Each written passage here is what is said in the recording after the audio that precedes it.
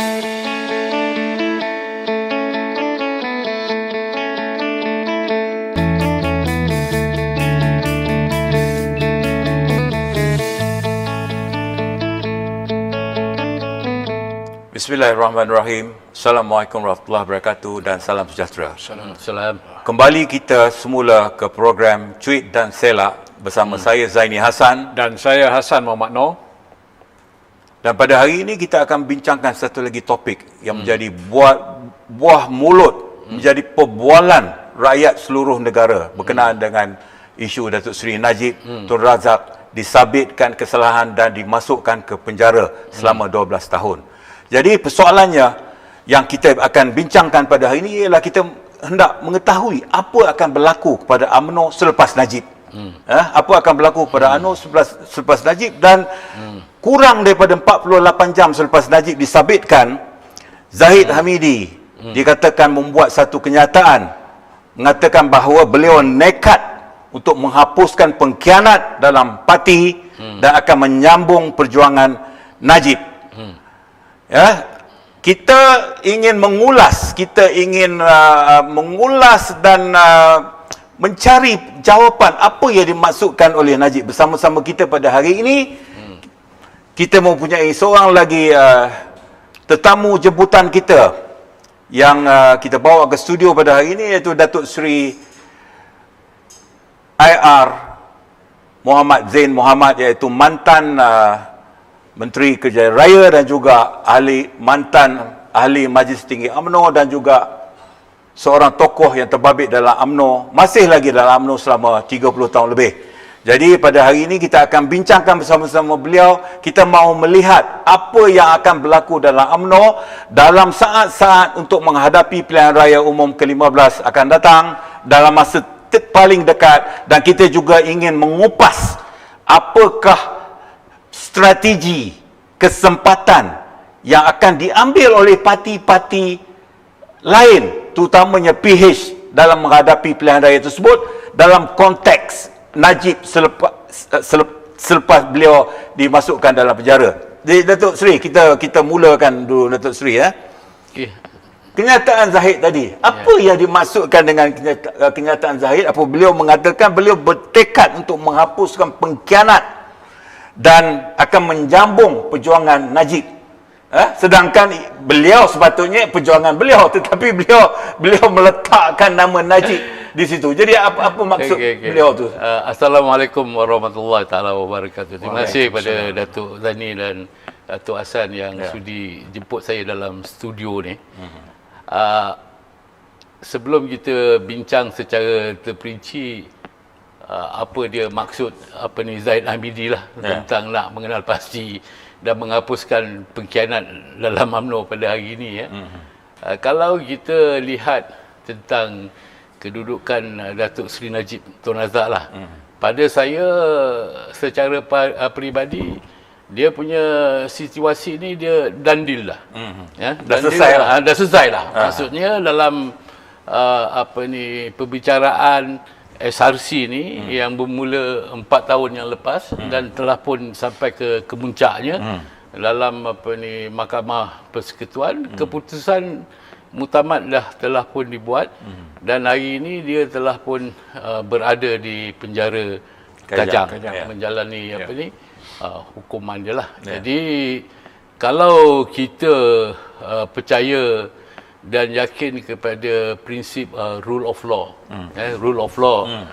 apalah pun spekulasi, apakah pun sentimen yang berhubung kait tentang Datuk Seri Najib dan juga kedudukannya sebelum ni, mana statusnya adalah dia status banduan, dan mengikut banduan dia hilang kelayakan dia, termasuklah pencen dia ke ataupun keistimewaan sebagai bekas Perdana Menteri dan ahli parlimen kan?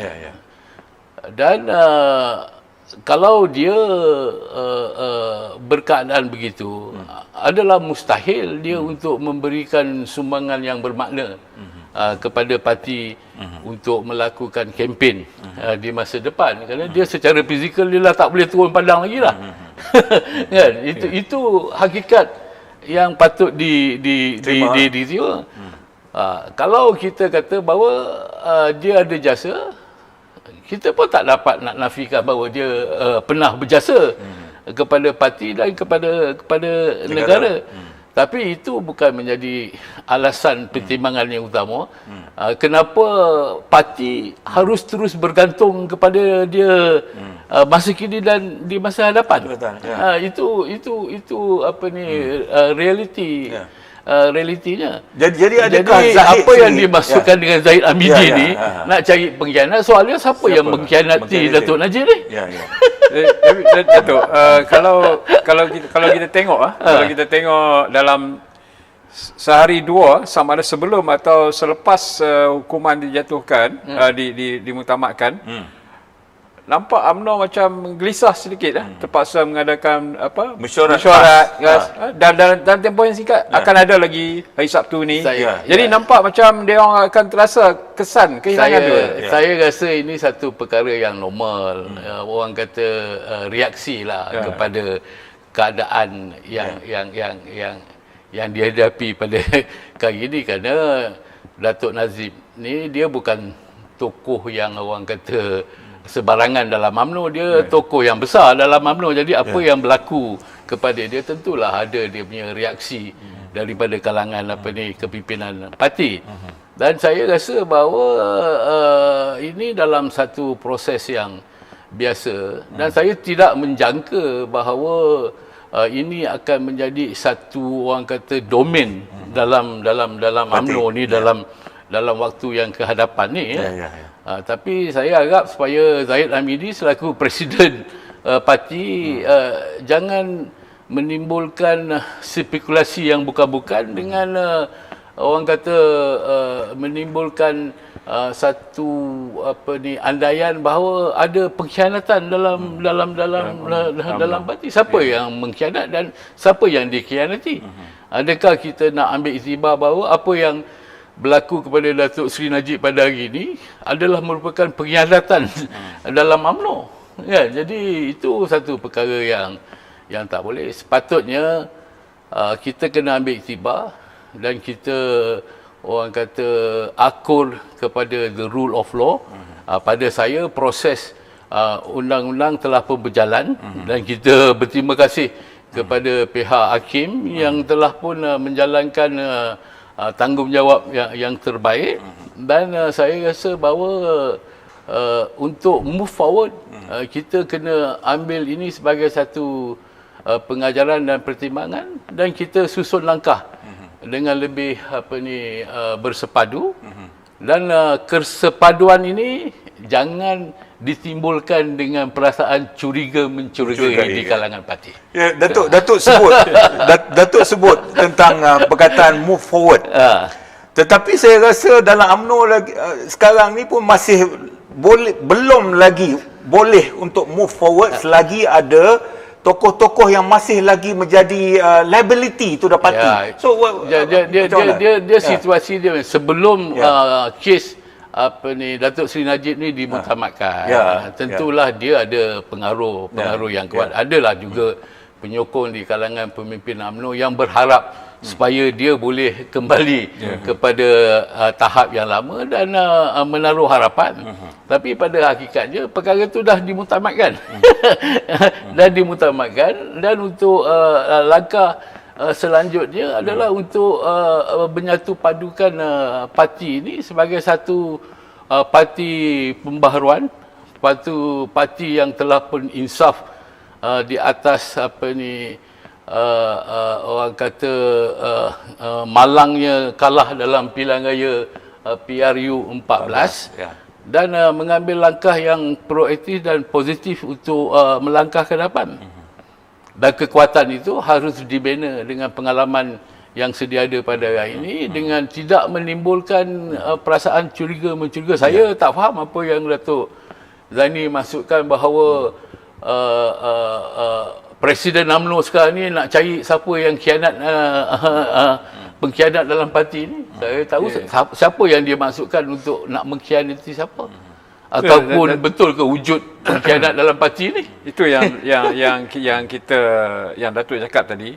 Kita kena hentikan curiga mencurigai. Ya. Tapi saya tengok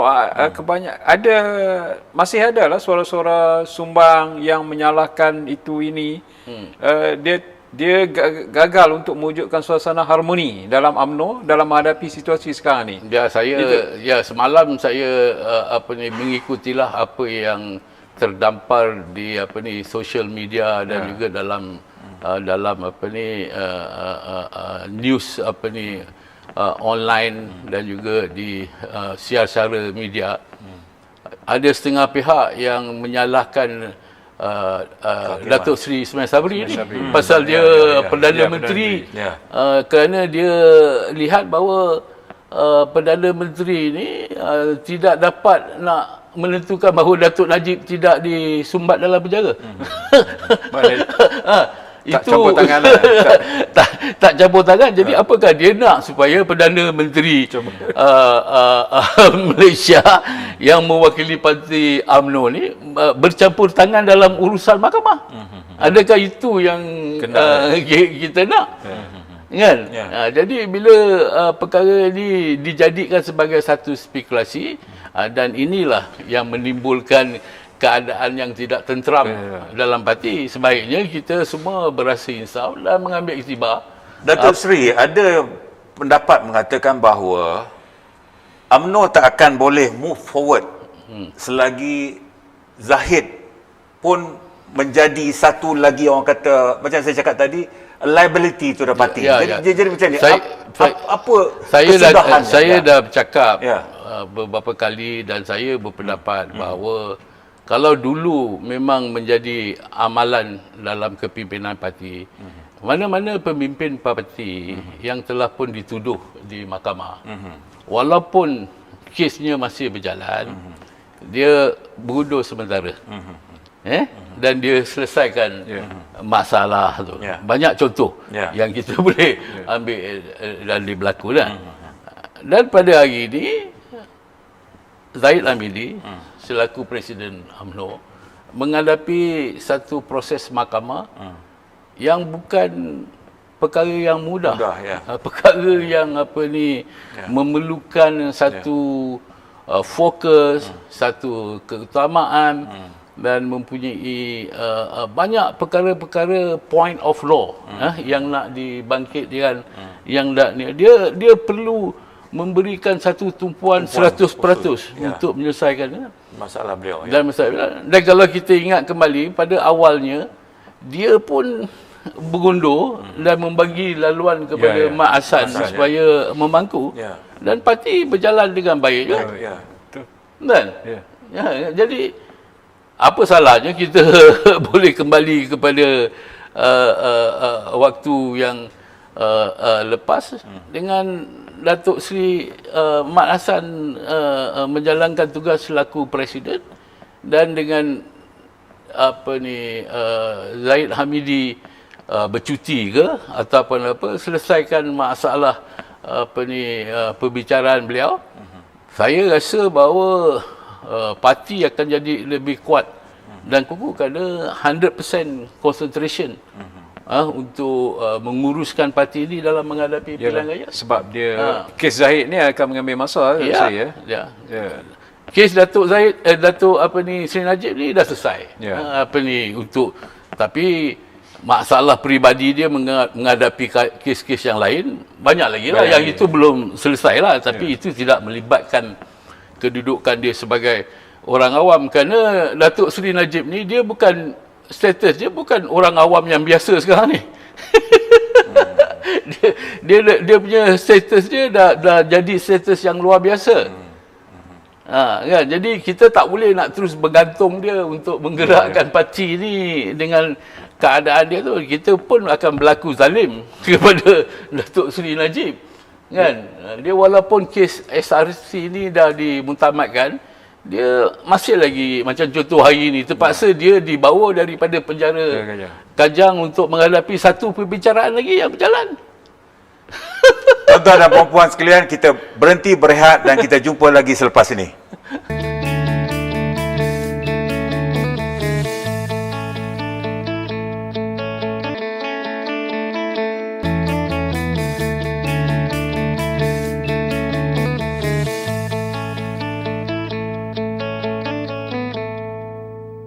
Kembali semula ke program Cuit dan Selak bersama saya Zaini Hassan dan Hassan Mahmud Noor. Sebentar tadi kita membincangkan tentang apa yang akan berlaku kepada UMNO selepas ketiadaan Najib apabila Najib dimasukkan ke penjara pada 23 hari bulan lepas. Dan Datuk Seri, kita sambung balik perbincangan kita. Berdasarkan pengalaman Datuk Seri terbabit dalam politik begitu lama, menerajui the powerhouse of the party dalam MT dalam lama. Jadi apakah yang Datuk Seri boleh melihat yang akan berlaku dalam UMNO dalam tempoh mungkin sebelum pilihan raya ni? Kalau pilihan raya diadakan 3 bulan lagi, 4 bulan lagi, apa yang akan berlaku dalam tempoh tersebut? Dia yang paling penting dan mustahak. Semua daripada kepimpinan parti hinggalah ke ahli parti di peringkat akar umbi ni kena ambil iktibar atas peristiwa yang berlaku pada hari ini. Dan inilah masa dan ketikanya untuk membina kekuatan. Membina kekuatan ni ialah untuk mengukuhkan perpaduan yang sedia ada di kalangan parti. Soal khianat, mengkhianati, dengki, mendengki, walaupun dia dah menjadi satu kelaziman di kalangan ahli UMNO, tapi kali ini kena berhentilah. Sebabnya kena berhenti kerana kita menghadapi cabaran yang luar biasa. Sana kita kalah pilihan raya PRU 14 dan telah pun mula ada tanda-tanda keyakinan rakyat untuk kembali memberikan sokongan kepada UMNO dengan syarat kita orang kata can lead by example lah. Tapi kalau kita tidak boleh mendukung dan menegakkan kedaulatan undang-undang dan mempertahankan undang-undang, apa maknanya kita berparti? Datuk Seri, ada teori yang mengatakan Datuk Seri, ada teori yang mengatakan kalau pilihan raya diadakan sekarang dan kluster-kluster mahkamah masih lagi ada dalam parti, maka pengundi tidak akan keluar mengundi. Tetapi sebaliknya, ada teori mengatakan kalau semuanya dapat diselesaikan, UMNO akan mendapat landslide victory dalam pilihan raya akan datang. Adakah teori itu boleh diterima? Saya mempunyai pandangan dan berpendapatlah bahawa kalau UMNO boleh mempamerkan keyakinan kepada rakyat bahawa sebagai satu parti yang berjuang dengan meletakkan kepentingan rakyat dan negara sebagai satu agenda utama dan menegakkan undang-undang. Kita percaya yakin kepada belief in the rule of law, kan? Dan hari ini apa yang berlaku dalam proses Datuk Najib, I think we have gained certain mileage. Kita telah pun rapat ke depan. Dan kalau Datuk Zahid, macam saya sarankan tadi, dia bergundur sementara dan selesaikan masalah dia dan let the party yang dipimpin oleh Datuk Seri Mak Hassan dan juga Datuk menghadapi Seri pilihan raya Ismail Sabri dan juga kepimpinan UMNO yang sedia ada ni, saya yakin bahawa keyakinan rakyat akan menjadi lebih bertambah dan kukuh kepada UMNO. Dan yang paling penting dan mustahak ni ialah bahawa bukan hanya kita pasti mampu untuk mengekalkan sokongan yang sedia ada kepada UMNO, kita kena yakinkan kepada pengundi-pengundi yang dia punya bertaraf orang kata atas pagar ni, terutama kepada golongan generasi muda yang pendaftaran yang 18 tahun ke atas, yang saya dimaklumkan hampir 5.6 juta ni. This is a very orang kata big forces. Dia tak ada sentimen kepada UMNO. Dia lihat apa yang UMNO boleh offer kepada dia.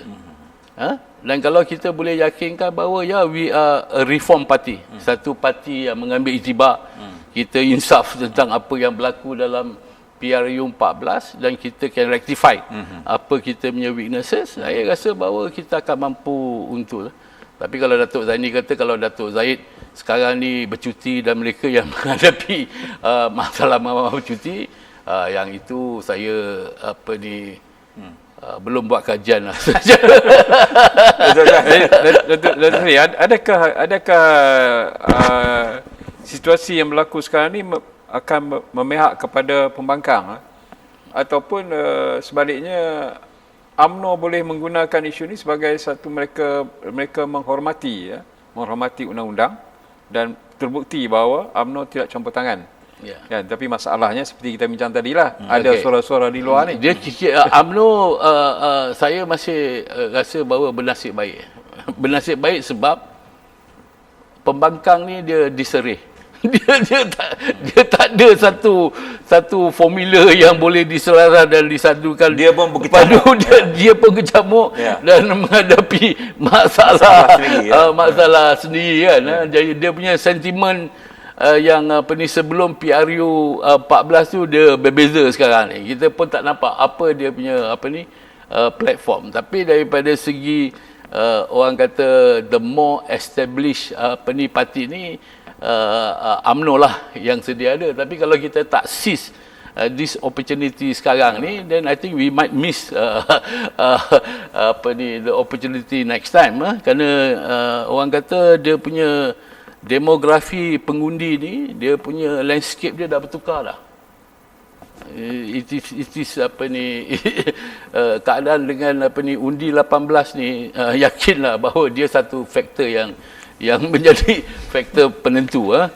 Dan dalam keadaan dunia pada hari ini, dunia social media, orang kata maklumat di hujung jari ni, information macam hari ini kan, semua duk pergi teropong ni. Cara macam mana kaedah pihak penguasa Jabatan Penjara bawa Datuk Seri Najib ke mahkamah? Pakai baju apa? Sampai macam itu pun mereka menilai. Jadi percayalah, dalam pilihan raya yang akan datang ni, satu penilaian yang keseluruhan akan dibuat. Dia lain, beza dengan pilihan raya kecil. Datuk Seri, kita sekarang ni cuba kita lihat terhadap kedudukan Perdana Menteri itu sendiri. Perdana Menteri juga adalah Vice President, naib Presiden dalam parti UMNO. Dan beliau menarjui satu tampuk pemerintahan negara di mana kekuasaannya adalah cukup besar. Jadi ada yang mengatakan, dalam UMNO sendiri ada yang mengatakan bahawa pengkhianat itu adalah Perdana Menteri. Pengkhianat itu ialah Datuk Seri Ismail Sabri.